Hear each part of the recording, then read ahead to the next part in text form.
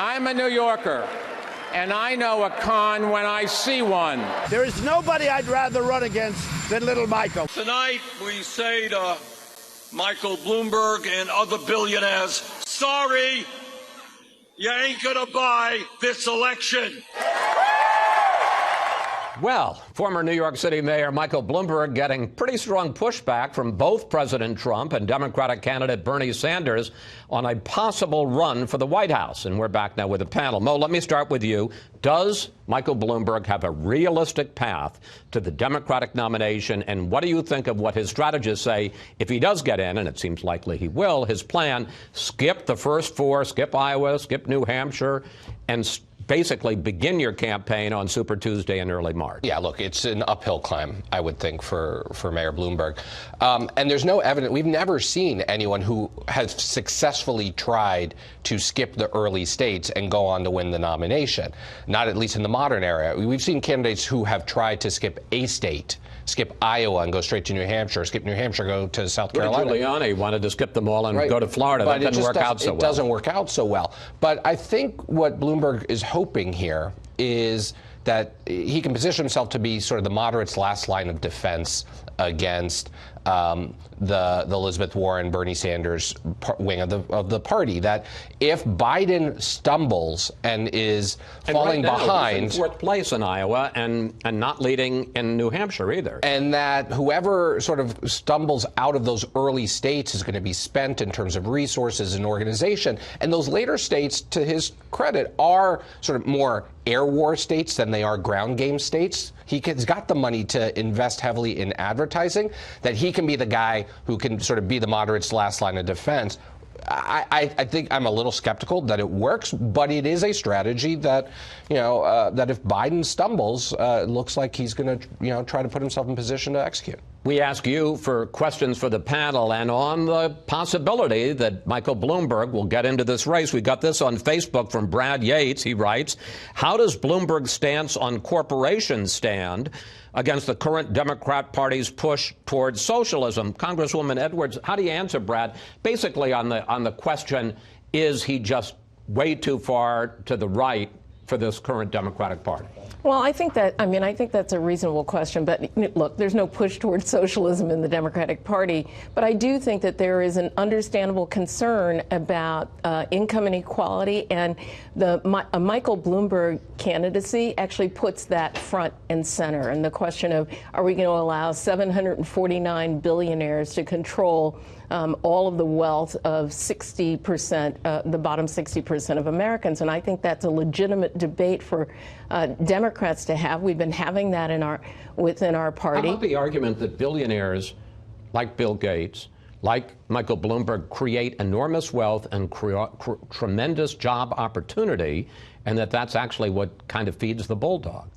Absolutely, they do. And I worked for a corporation early in my career, and I think that is important. But the question is, how do you pay your fair share to make certain that other Americans can aspire to their highest dreams too, creating that wealth, but also creating other opportunity for other Americans? I think that is a front and center debate of the Democratic Party, and I think Michael Bloomberg's candidacy puts it right there in the middle. And, I'm looking forward to the debate because I think we've been engaged in this conversation for a long time, and it's going to be important for any Democrat who wins in the Democratic primary to be able to unite the party. And I'm really not sure that a Michael Bloomberg is a candidate that can come and unite all of the factions of the Democratic Party. All right, let's turn to the elections that were held this last Tuesday night, which were very interesting, where Democrats took control of the Virginia legislature for the first time in a quarter century. And also it appears, although the Republican governor of Kentucky still won't concede, it appears that the Democrats have won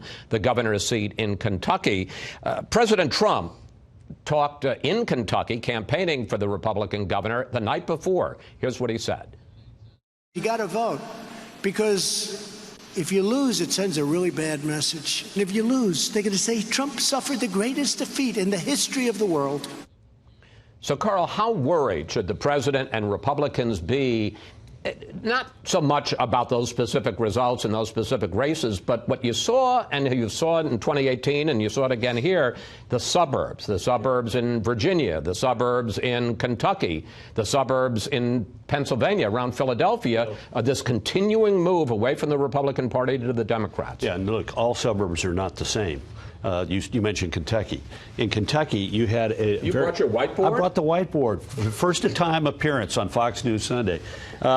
In the governor's race, the Republican got 48.8% of the vote. Right below him on the ballot is a first-time candidate, African-American Republican candidate for Attorney General, who gets 57.8% of the vote and runs 75,000 votes ahead of the guy above him on the ballot, runs 9 points ahead of him. The rest of the ticket for Agriculture Commissioner, Auditor, Secretary of State, and Treasurer. In fairness, this is Kentucky. It's a pretty red state. I understand, but the point is that in the suburbs, those candidates run 11 to 12 points ahead of the Republican candidate for governor, and for the first time in the modern era, the Republicans take all those down-ballot offsets, which says if you got good candidates who make an appeal, they can carry the Republican suburbs. But, warning, negative, Southeast Pennsylvania, Montgomery, Bucks, Delaware, and Chester, Republican strongholds. The Democrats took Delaware County for the first time. The county council is 5-0 Democrat. First time they've had a majority on the county council since the Civil War. And then in Virginia, we've known about Northern Virginia fading away from the Republicans. In this election, it was the Richmond suburbs of Henrico and Chesterfields. The Republicans have got a problem in the suburbs. And Kentucky says if you run the right kind of campaign and have the right kind of Democrat, you can win, but a problem. I want to bring Josh in. There's the continuing fallout from Elizabeth Warren's continuing plans, spending, taxing trillions of dollars, and there was blowback this week from two relatively surprising sources. Take a look. When you say I should pay $100 billion, okay, then I'm starting to do a little math about what I have left over. I don't like vilifying anybody. I think we should applaud successful people.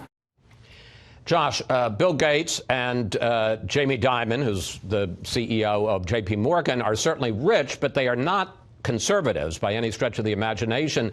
What does that say to you? I mean, obviously, they're two billionaires, or I guess Dimon's not a billionaire, but two rich guys. What does that say to you about the problems that Elizabeth Warren will have with her tax and spend policies in a general election?